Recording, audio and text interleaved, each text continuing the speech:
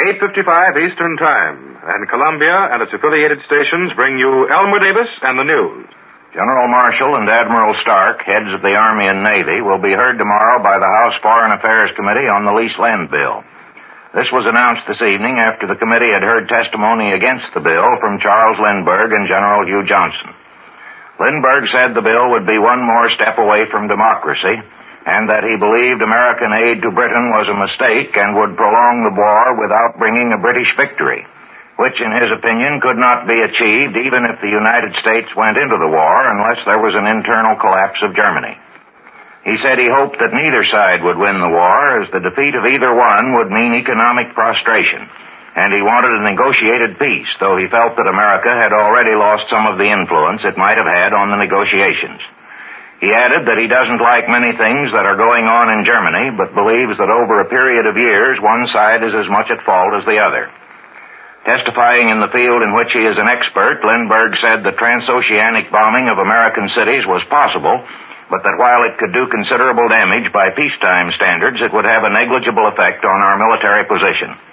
He believed the United States was in no danger of invasion so long as we had an army, a navy, and an air force of reasonable size. Reasonable in the case of the Air Force, meaning 10,000 first-line planes with reserves. General Johnson said he was in favor of helping the British insofar as it would contribute to the defense of the United States, but that he was opposed to this bill because it would tie us up too much to British policy. And he said that if we were not careful, we'd be in the war in anywhere from 1 to 3 months, perhaps on the west coast of Africa. Former Undersecretary of State William R. Castle will also testify against the bill before the House hearings close, which it is hoped will be Saturday night. Also in Washington, Defense Commissioner Leon Henderson warned the lumber industry that unless prices were reduced and deliveries speeded up, some of the government's powers of compulsion might have to be used. And the Senate committee investigating campaign expenditures reported that national and state party committees spent in the late election for the Democrats a little over $6 million, and for the Republicans just under $15 million. This, however, does not include expenses of county and local committees or much of the money spent individually for advertising. And Senator Gillette, chairman of the investigating group, said that the total expenditures in the campaign might have run as high as $50 or $60 million. Overseas, the British report more than 20,000 prisoners taken at Tobruk, and they estimate Italian killed and wounded at only 2,000, while they say their own were not more than 500. Low as this figure seems, it is more or less corroborated by reports of correspondence with the Army, as it is evident that there was little hard fighting. British motor patrols have now pushed as much as 100 miles to the westward of Tobruk, but it is still uncertain whether the advance of the Army will be pushed much farther. In Albania, the Italians again attacked the Greek central column in great force, preceded by a bombardment by successive waves of planes. But the Greeks say they were thrown back, and Rome claims no more than that heavy losses were inflicted on the Greeks.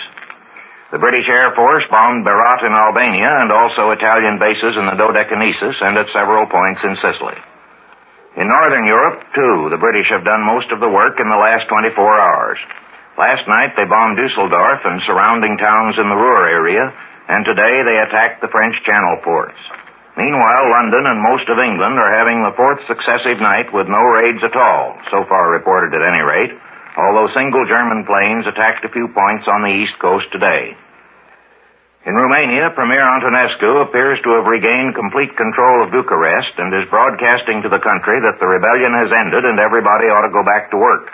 Reports from neighboring states, however, indicate that there is still disorder in the provinces. The settlement seems to have been due to an agreement between the Prime Minister and the Iron Guard leader Horia Sima, as a result of which Sima's faction will get a considerable share in the government. And the German news agency rather dryly reports that hereafter the government will consist of reliable and capable men. German newspapers are blaming the uprising on the British Secret Service, which had not heretofore been supposed to have much influence with the Romanian Iron Guard. But all the publicity in Romania itself throws the blame on radical and communist elements, which are said to have infiltrated even into this Romanian fascist group. This is the Columbia Broadcasting System.